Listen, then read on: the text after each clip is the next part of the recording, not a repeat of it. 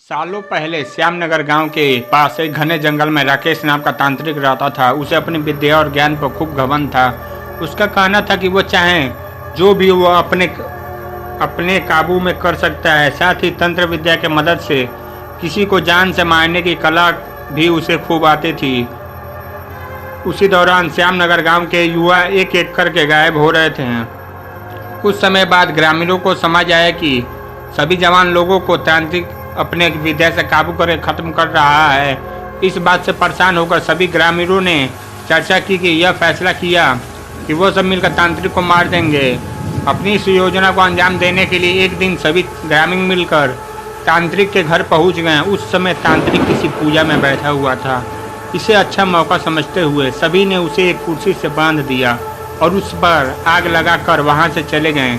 ग्रामीणों के मन में हुआ कि तांत्रिक उसी आग की लपेटों में झुलस जाएगा और उनसे उसका पीछा छूटेगा।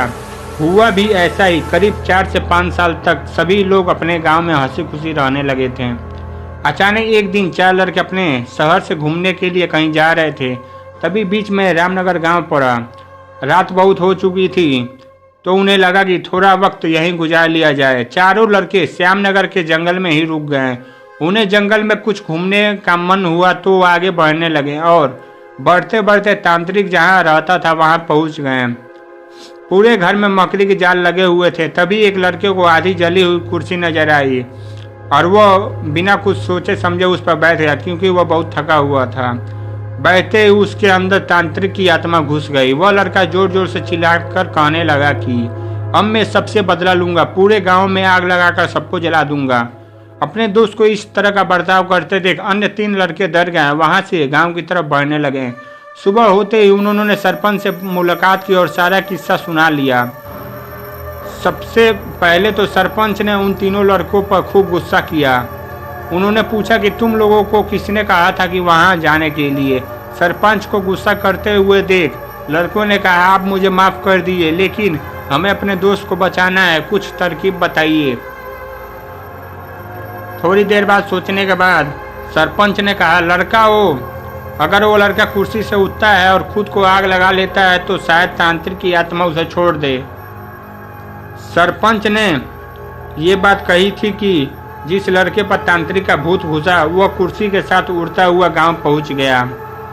अपने दोस्त को इस हालात में देख उन तीनों लड़के ने सबसे पहले उन लोगों से मुलाकात की जिन्होंने तांत्रिक की कुर्सी पर आग लगाई थी।